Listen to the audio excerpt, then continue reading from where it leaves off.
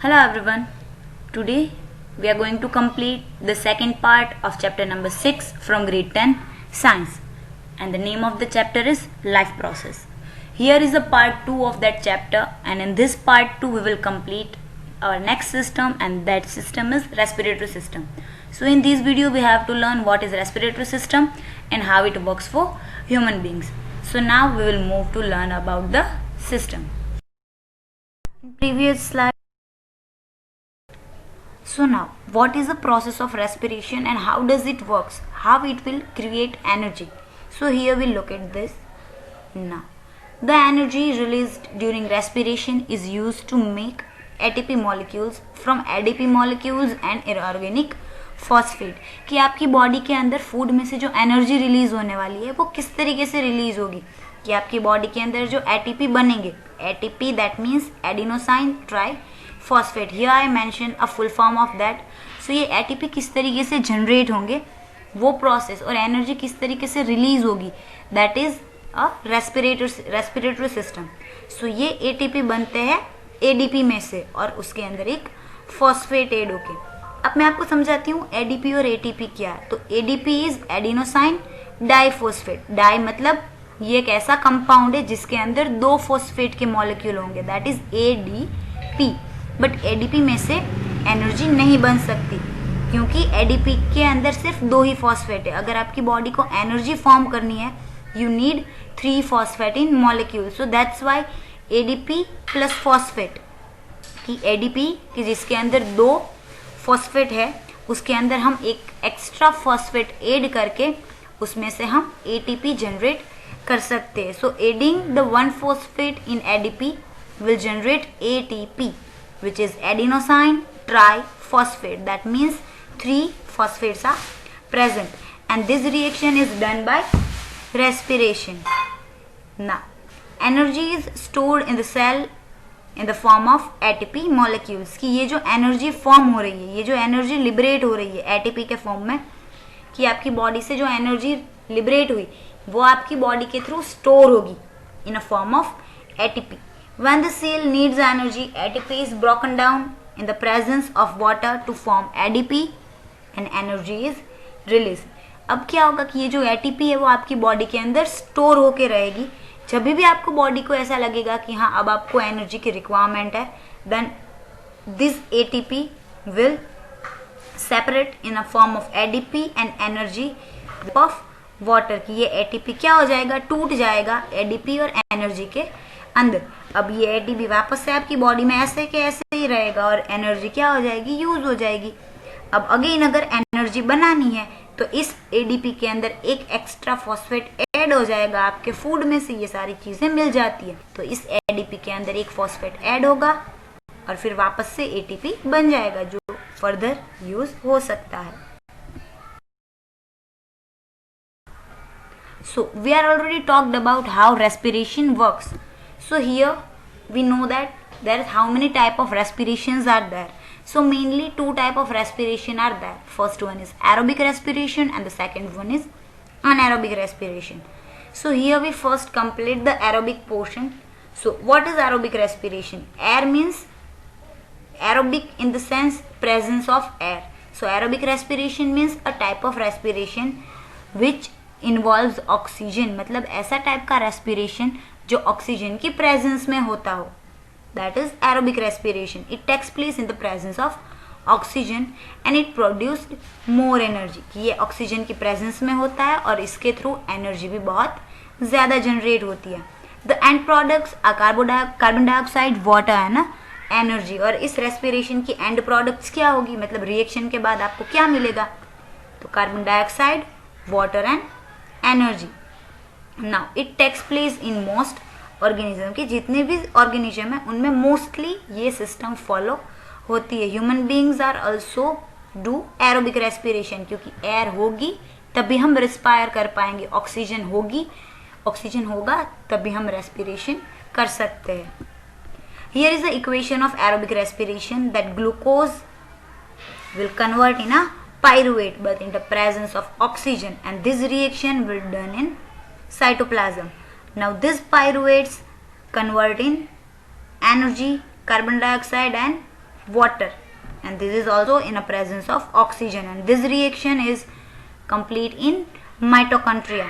Now mitochondria generates energy, that's why mitochondria is known as powerhouse of the cell, क्योंकि इसकी help से आपकी body को energy मिलती है.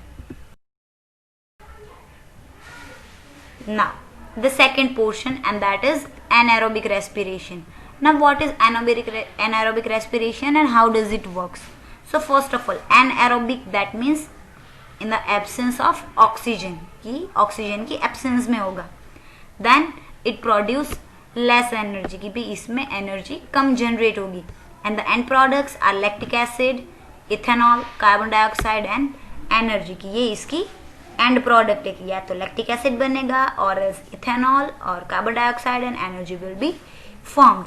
And mostly it takes place in a muscle cells और yeast, कि आपकी बॉडी के अंदर जितने भी मसल सेल्स है, मसल के जो सेल है, मसल सेल्स के अंदर एनारोबिक ऑक्सीडेशन हमेशा एनारोबिक रेस्पिरेशन हमेशा फॉलो होता है, क्योंकि आपके मसल्स तक एयर नहीं पहुंच पाती है.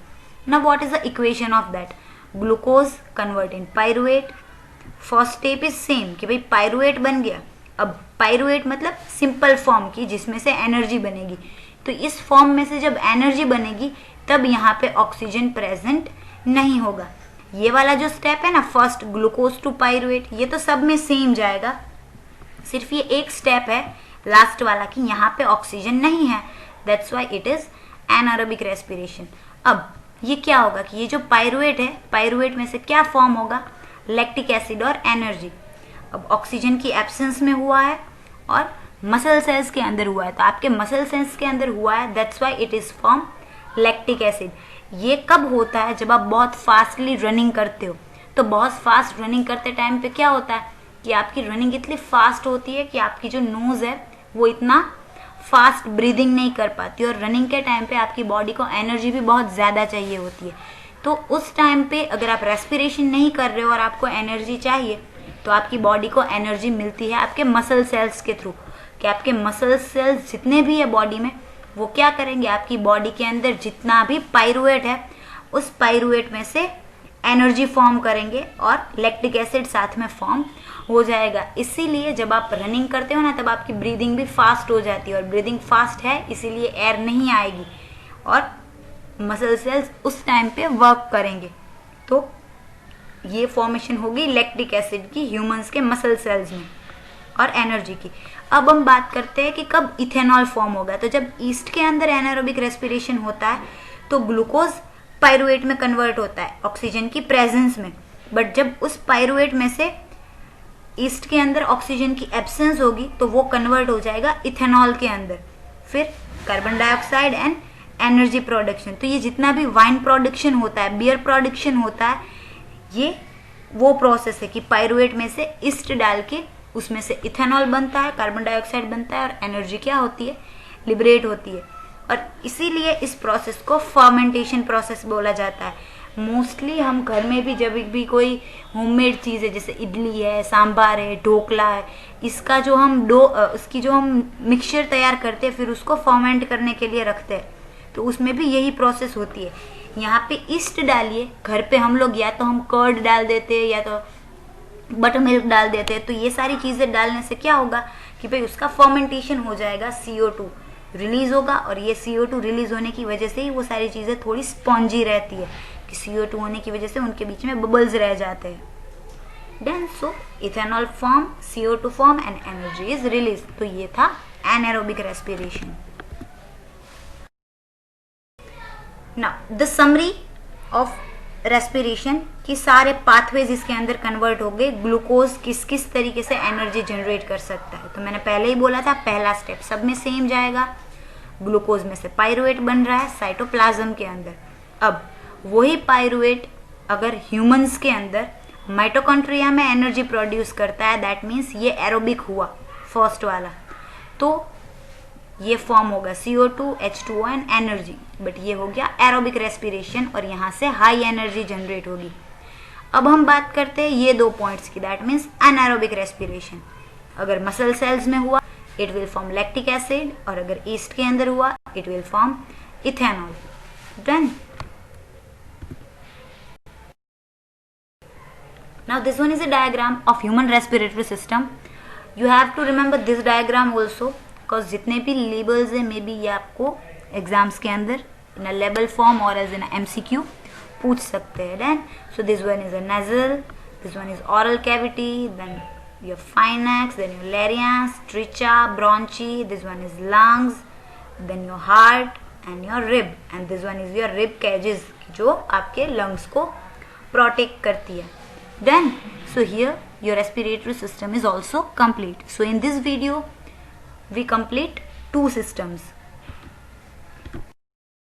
Here all the work is complete for this video. Just learn this video and note down your doubt. If you have any doubts, then tell me later. I'll solve your doubts. Thank you everyone. Have a nice day.